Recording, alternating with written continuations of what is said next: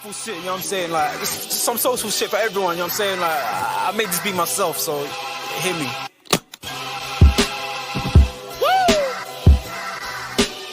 I mean, like, we can pull that clown shit away. There's some real shit for you. I'm spazzing right now, so listen, let's go. Yeah. It's in their bones to dodge in harmony for the love of the money. Then fall victim for the cookie, then turn pussy, it's lonely. You said you hold it down when life get rough, we're here now, so show me. We move them losses to them wins. Heavy pounds, we make it ends meet. Converse with only few who make me feel like I be 10 feet. Oh, what's going on, people? What's going on? We're back with another match reaction, another Premier League midweek game. We all thought, you know what? Liverpool been on a really, really good run as of recently. Another game against a tough opposition, to be fair. You know, listen, look, Newcastle are no joke. If I'm being 100% honest with you, we know what they're about. We know what kind of threats that, you know, we spoke about this in the I spoke about this in the preview. I spoke about this on Enz's preview as well. Myself, Savage, and Enz, you know, and Zabiri. We spoke about the threats, you know, and the game ended up 3-3. The game ended up 3-3. Probably, yeah. I don't think Liverpool deserved to win anyway. So, yeah, I can probably say that's probably a fair result. I don't know.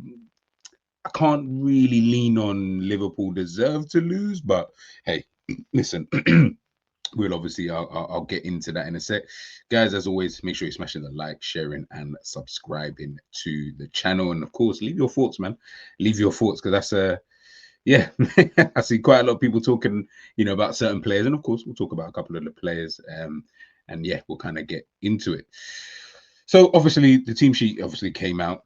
Two things obviously looked a bit weird. Was obviously Kwanzaa and Joe Gomez. Now, not weird in terms of both of them playing. I don't think that would have been weird at all. Obviously, we know with the injury problems, you know, with Konate obviously being injured as well. Trent, I thought Trent would start the game, to be fair.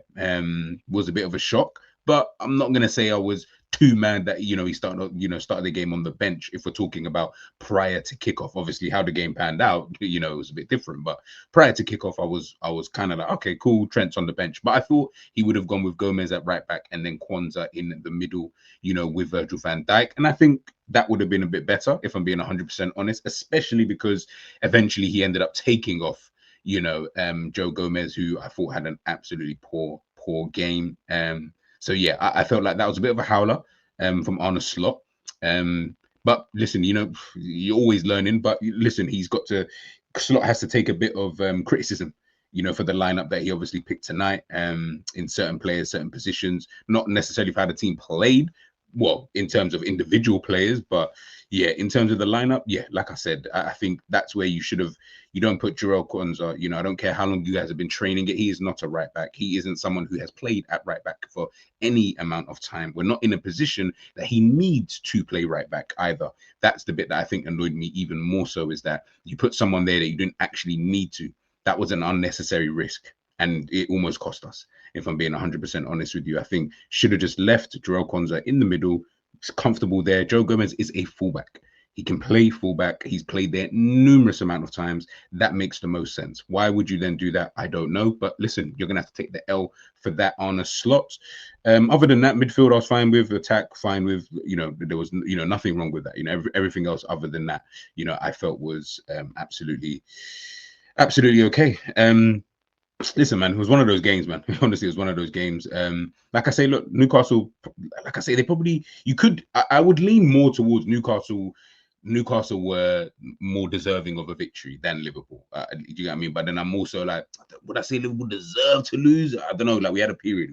So a draw, I think it is then fine. But look at that. 17 shots that they had, 6 on target, more than Liverpool. Liverpool had 16 and 5. Ultimately, they came out trumps. We had 4 big chances. We only scored 3 of them. We missed 3 of them. Do you know what I mean? We missed 3. We even committed more fouls than Newcastle. They got Grumerez and Joelinton and Tonali in the middle. We could see the more fouls. Ridiculous. And that kind of tells the story of, you know, in terms of like the midfield and everything, because, you know, I'm not going to do player ratings and stuff like that. I'll just talk individually about the players that you can see here. But yeah, you know, when we're looking at, you know, the midfield in terms of the way that they played, horrible, absolutely horrible, each and every single one of them. Jones, why he got that rating, no idea. I think it's just because of the goal. Didn't think he was good at all. McAllister, crap. Gravenberch, that was the worst game that he has had for a long, long time.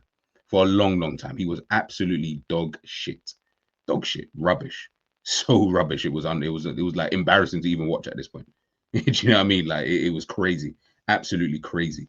Even Salah, I don't even think Salah was even that good, to be honest with you. Nunez, crap. Absolutely crap. It was horrible to watch.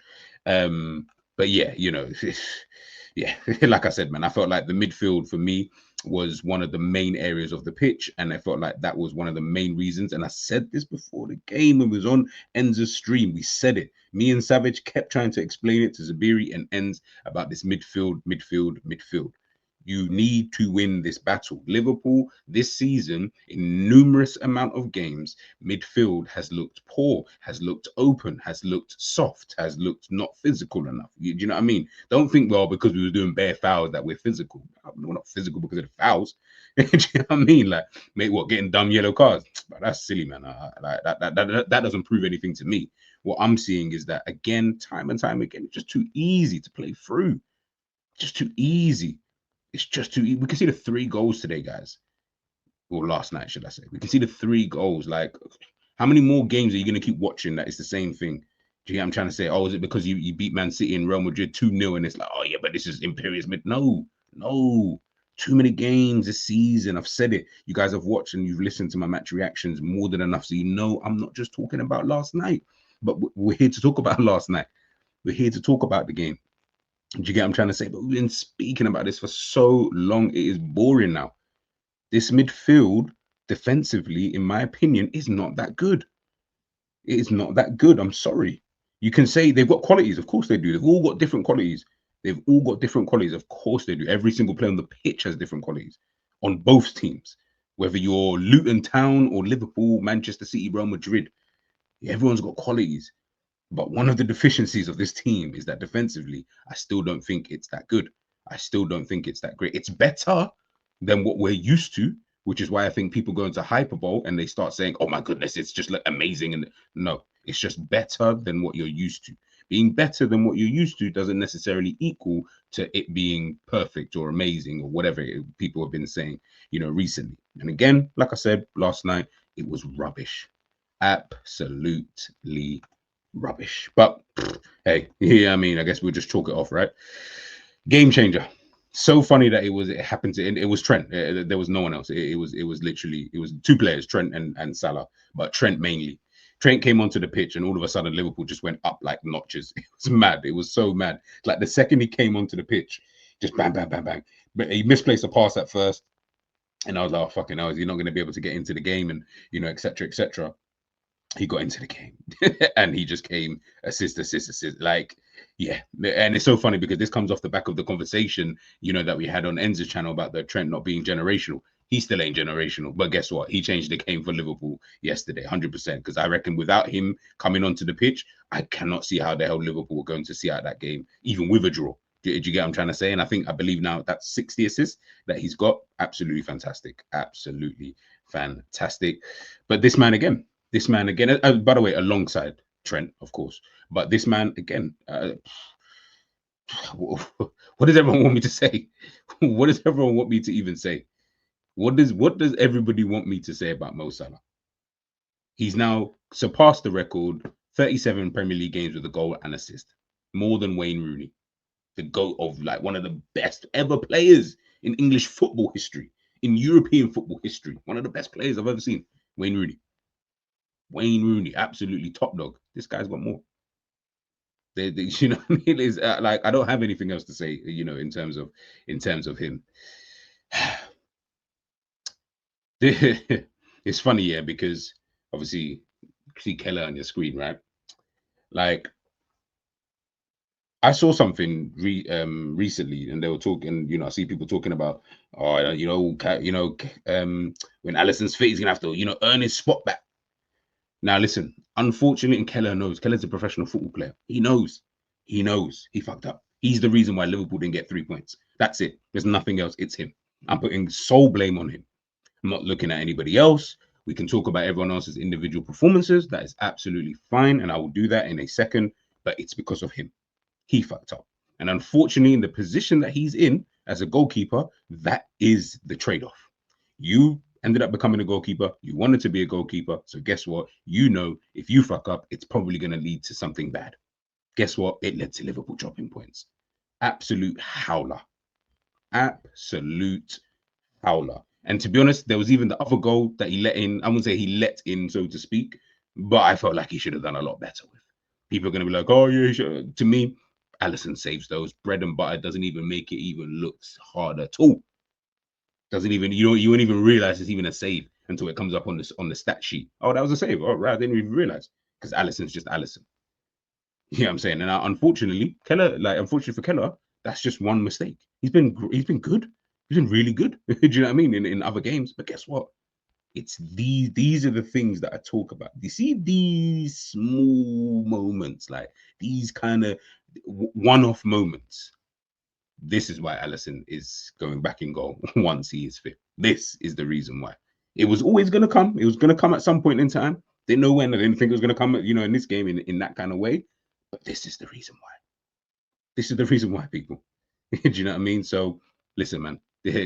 Kelleher knows anyway. Do you know what I mean? Like I said, not even about necessarily piling on him, so to speak, like in terms of like, I'm not going to keep going on and on about it, but listen, he fucked up. He fucked up, and he's the reason why Liverpool dropped points. It's really that simple. That's the way I'm going to see it. It's the narrative I'm going to run with. Like it, lump it, I don't give a shit. Like I said, I'm not really going to go through ratings. I'll just talk about all the players. I think for Newcastle, especially, Isak, that goal was sick.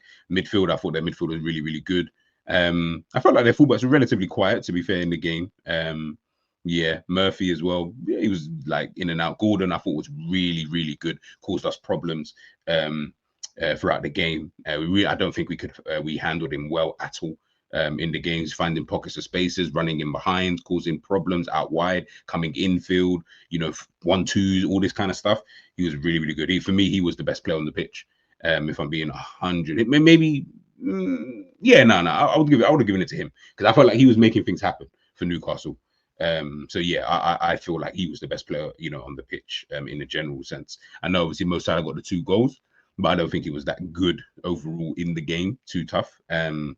But yeah, it is what it is. Keller, as we say, I mean, you can see that they're giving him a 4.9, which is mad, which is actually mad. Robbo, yeah, average, like an average performance. Van Dijk, I thought it was an average performance by him. Gomez, I thought was really, really poor. Found himself in certain positions, and I was big up JJ because I was telling him, I was like, bro, I beg you speak to Gomez and get him to understand that his body position is just all wrong. I mean, I played centre back a couple of times, and I know that some of the positions that you're taking up, my boy, is not good. Kwanzaa, I don't even think Kwanzaa was that bad. I reckon probably that rating probably in comparison to the rest of the defenders, yeah, he was the better defender that we had out there. If I'm being honest, Gravenberch, yeah, he was shit. McAllister, thought he was average. Again, picking up another card. I think he now misses the Everton game. McAllister, for me, honestly, this deeper role for McAllister, this number 8 kind of thing that we've got going on, brother, I beg you just play the guy further upfield because he's just becoming an average midfielder now. He's not even good. He's just average. He will do the job sometimes. It's other times when he plays further forward, that's where we see the real McAllister. I'm kind of bored of it now. Watching him in this position, it's really boring. Jones, I thought Jones was okay. I guess average to okay. Gakpo again, average to okay. Nunez, trash. At one point in the game, I was just like, why are you here? Like, honestly, what are you doing here, bro? Like, you just don't suit. Like, I'm tired of the guy. I'm tired of doing this whole being nice. I don't care if he scores a hat trick the next game. Like, I'm just bored of Nunez all the time. Like, I'm so bored of this brother. Like, I'm just so bored of it. It's tiring watching this guy play for Liverpool. Like, I don't want to see him in a red shirt anymore. I really don't. Like, it's just so boring, bro. Salah is just Salah. Like I said, I don't think the performance was that great from Salah, but it never needs to be. Do you know what I mean? It really never, ever needs to be because this brother will just go out there, get you the 2 goals, try and save the day. And I know he was probably fuming. he's probably sat there fuming, thinking, "Oh, bro, like these bums, like missing chances and all them kind of things there. These times I'm out here doing my thing. Like, what's kind of going on?" You know what I mean? But listen, man, it is what it is. We got the draw in the end. You know, it's mad because it's like it's not a madness to get a draw, obviously, at away to a team like Newcastle. It's just obviously looking at the table and everything, just context in it, like now. I mean, look at Chelsea. I mean, Chelsea doing really, really well this season, man. I have to really, really big them up, man. Like they're doing well, man. They're actually doing well. They're doing better than I thought they'll be doing at this stage of the season, anyway. Do you know what I'm trying to say? Man City obviously got their victory as well. Finally, I think they beat Nottingham Forest like 3-0. Arsenal, listen, those corners that the Arsenal keep having is mad. It is mad. You guys really need to, we need to figure out a way to stop them. You know what I mean? Because it's them corners are now becoming like penalties now. They're literally becoming like penalties. It's ridiculous. But yeah, this is the table now. It's 7 points now. It's now gone down to 7. Yeah, I mean, if big game away. Yeah, I mean, it's mad because the point difference anyway. This is why I was always saying, and listen, I'm not saying it's not going to go up or down, whatever. Like whatever happens, it happens, right? But this is why I was saying when people say, "Oh, get gas or whatever," I'm like, I don't know, because that's only really. I think maybe Savage mentioned this. I can't remember, but it's only really a month of football. Like in terms of the point difference, it's only like a month of football. Once that month is done, you could be behind again straight away. Now all of a sudden, Premier League table looks different. Do you get what I'm trying to say? Like, so if Liverpool drop points again on the weekend, for example, let's say we get another draw. Do you get what I'm trying to say? And then Arsenal win again or Chelsea win again. All of a sudden now, them points start looking techie. You had a clear lead. And all of a sudden, Man City come back into the fold. Yeah, you don't want that problem. I promise you. You really don't want that problem. So, yeah, like I said, bad day at the office, and that's just all it is for the time being. Of course, we will see how Liverpool bounce back against Everton, and we'll take it from there. But let me know your thoughts. There is no man of the match for me. The man of the match was Gordon. I'll give it to him. Liverpool don't deserve a man of the match. Don't think anyone played well enough to deserve that kind of title. But let me know your thoughts, of course, in the comment section. People, let me know who your man of the match, if there was one. What did you like? What did you dislike? Let me know. I'll catch you guys for my match preview for the Everton game. Peace.